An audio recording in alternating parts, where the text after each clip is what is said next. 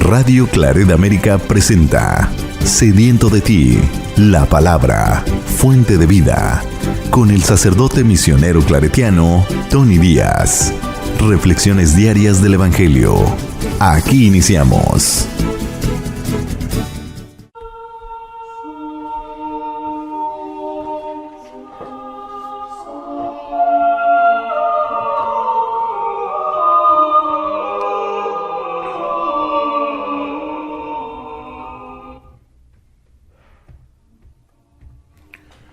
Bienvenidos hermanos a nuestras reflexiones del Evangelio del día. Hoy es miércoles de la octava semana del tiempo ordinario. Miércoles de la octava semana del tiempo ordinario. El Evangelio de hoy viene de Marcos capítulo 32 al 45. En aquel tiempo Jesús y sus discípulos iban camino de Jerusalén y Jesús se les iba adelantando. Los discípulos estaban sorprendidos y la gente que lo seguía tenía miedo. Él se llevó aparte otra vez a los 12 y se puso a decirles lo que le iba a suceder. Ya ven que nos estamos dirigiendo a Jerusalén y el Hijo del Hombre va a ser entregado a los sumos sacerdotes y a los escribas. Van a condenarlo a muerte y a entregarlo a los paganos. Se van a burlar de él, van a escupirlo, a azotarlo y a matarlo. Pero al tercer día resucitará. Entonces se acercaron a Jesús Santiago y Juan, los hijos de Zebedeo, y le dijeron: Maestro, queremos que nos concedas lo que vamos a pedirte. Él les dijo: ¿Qué es lo que desean? Le respondieron: Concede que nos sentemos uno a tu derecha y otro a tu izquierda, cuando estés en tu gloria. Jesús les replicó: No saben lo que piden. ¿Podrán pasar la prueba que yo voy a pasar y recibir el bautismo con que seré bautizado? Le respondieron: Sí podemos. Y Jesús les dijo: Ciertamente pasarán la prueba que yo voy a pasar y recibirán el bautismo con que yo seré bautizado. Pero eso de sentarse a mi derecha o a mi izquierda, no me toca a mí concederlo. Eso es para quienes está reservado. Cuando los otros 10 apóstoles oyeron esto, se indignaron contra Santiago y Juan. Jesús reunió entonces a los 12 y les dijo: Ya saben que los jefes de las naciones las gobiernan como si fueran sus dueños, y los poderosos las oprimen. Pero no debe de ser así entre ustedes. Al contrario, el que quiera ser grande entre ustedes, que sea su servidor. Y el que quiera ser el primero, que sea el esclavo de todos. Así como el Hijo del Hombre no ha venido a que lo sirvan, sino a servir y a dar su vida por la redención de todos. Palabra del Señor. Muy bien, demos comienzo a este Evangelio nuevamente. Como el de ayer, Pedro al hacer esa intervención a Jesús, ¿qué nos va a tocar a nosotros? Puesto que lo hemos dejado todo igualmente, estos dos hermanos, que Jesús los llama Boanerges, hijos del trueno, por su pasión y también por esta actitud impulsiva, ¿no? Y más porque después de este tercer anuncio de la pasión, muerte y resurrección de Jesucristo, parece que no se registró nada estas palabras de Jesús, ¿no? Y vienen estos dos hermanos y le ponen esta petición a Jesús. En esta petición de estos dos hermanos vemos claramente que la noción del reino de Dios que Jesús les viene comunicando es muy diferente a las expectativas que ellos tienen del reino de Dios. Parece que no se ha registrado nada en ellos de lo que Jesús le ha compartido. Y aquí podemos entender la frustración que Jesús tiene con sus propios discípulos, particularmente en este Evangelio de Marcos, ¿no? Todos, sin excepción, quedan mal en este Evangelio. La familia de Jesús, los discípulos, ya no se diga el liderazgo de la comunidad judía de aquel entonces, ¿no? Pero aquí vemos claramente que estos dos hermanos le piden este privilegio de estar uno a su izquierda y uno a su derecha porque tienen en mente un reinado de Dios político, o sea, nacionalista, al estilo del mundo, ¿no? Y ellos pensamos, bueno, cuando Jesús entra a su gloria, o sea, cuando sea nombrado rey, pues nosotros vamos a recibir pues un buen hueso, como decimos en México, ¿no? Es una buena posición, puesto que hemos estado con él por un buen tiempo, como aquellas personas que trabajan en la campaña de un político y que cuando gana ese político, pues entonces reciben una buena posición en el nuevo gobierno. Igualmente aquí es la mentalidad de los discípulos de Jesucristo. Ahí vemos claramente que la noción del reino tal como Jesús la entiende es muy diferente a las expectativas que ellos tienen, ¿no? Pero, ¿qué hemos de esperar, no? Dice Jesús. En aquel tiempo Jesús y sus discípulos iban camino de Jerusalén y Jesús se les iba adelantando. Aquí hay un sentido de urgencia de Jesús por llegar a Jerusalén, ¿no? Va por delante de ellos, como va con cierta urgencia de ya llegar, ya pasar por lo que él sabe que va a venir. Los discípulos estaban sorprendidos y la gente que los seguía tenía miedo. Tenía miedo porque quizás pensaban de que iba a ocurrir algo violento y que no estaban equivocados. Él se llevó aparte a los 12 y se puso a decirles lo que iba a suceder. Ya ven que nos estamos dirigiendo a Jerusalén y el Hijo del Hombre va a ser entregado. Aquí Jesús, cada vez que anuncia su pasión, muerte y resurrección, le va agregando una que otra palabra para intensificar lo que él ya ve venir, ¿no?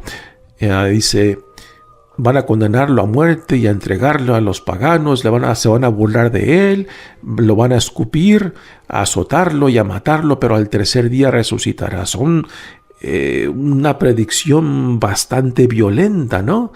Y pensar que lo que viene justo inmediatamente es esta intervención de los hermanos con esta petición, ¿no? O sea, no se registró nada de este anuncio de su pasión, muerte y resurrección, ¿no?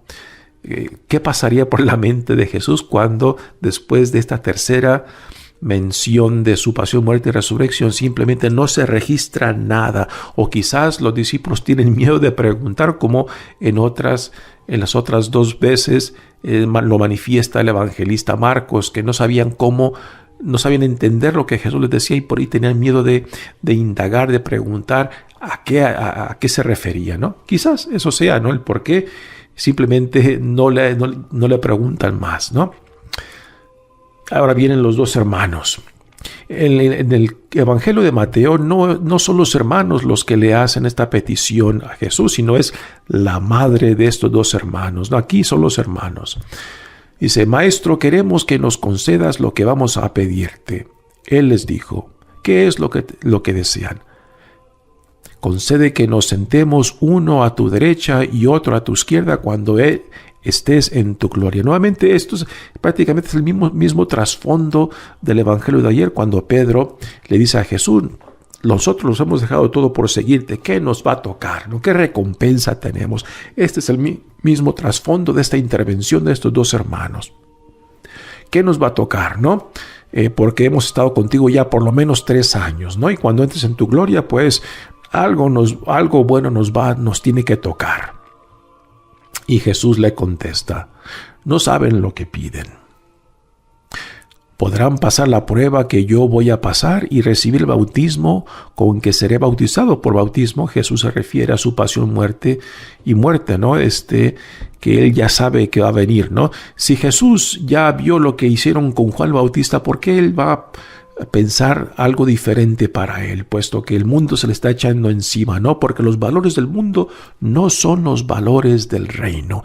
Y por eso Jesús enseña a sus discípulos y todo lo que enseña no es nada diferente a lo que Él está dispuesto a someterse. Y Él está dispuesto a seguir hasta las últimas la voluntad de Dios Padre. Por eso Dios lo resucita. Dios no le exige a Jesús que sufra o que muera. Dios lo resucita porque Jesús, en total libertad, se entrega, se dona en confianza a aquel que lo ha enviado, ¿no? Entonces, lo que Jesús hace es se dona, se entrega, y en esto pasa a ser el Salvador del mundo, el Salvador nuestro, ¿no? En total libertad. Porque en esa relación con Dios Padre es precisamente ese amor de Dios Padre en Él que lo libera, que le da esa libertad de poder darse y entregarse, porque todo lo encuentra en esa relación con Dios Padre. Y es precisamente lo que todos somos llamados a vivir, esa relación de intimidad y confianza en la cual encontremos todo en esta relación con Dios Padre. Y si Jesús es lo que comparte con sus discípulos, es lo que Jesús quiere compartir también con nosotros hoy en día. Que cuando entremos en esta relación de intimidad y confianza con Jesús, Él quiere darnos todo lo que necesitemos para que así tengamos la libertad, la voluntad y el deseo de dar aún hasta lo último, porque este amor de Dios en Jesucristo nos libera, nos fortalece y crea las condiciones para que también nosotros nos donemos, nos entreguemos para el bien de otros. O sea, esto es el servicio, encontrar en Dios y encontrar en Cristo lo que uno necesita y que esta relación después se convierte en la fuente que nos da el valor, que nos da la fortaleza, el vigor para vivir para otros. Porque lo encontramos todo en Cristo, todo en Dios. Ahora, lo que Jesús les dice a sus discípulos, no saben lo que piden, podrán pasar la prueba que voy a pasar y recibir el bautismo con que seré bautizado. Y en realidad uno de estos hermanos, Santiago, fue uno de los primeros mártires de la iglesia primitiva, ¿no? Así que cuando ellos responden sí podemos, y Jesús les confirma, ciertamente pasarán la prueba porque la mayoría de estos discípulos murieron mártires, ¿no? O sea, dieron la vida en testimonio de su fe y amor a Cristo, ¿no? Así que el primer mártir fue uno de los hermanos Santiago. Y continúa, pero eso de sentarse a mi derecha o a mi izquierda no me toca a mí concederlo, eso está para quienes está reservado, ¿no? Y después viene la reacción del resto de los discípulos, ¿no? Porque estaban pensando lo mismo.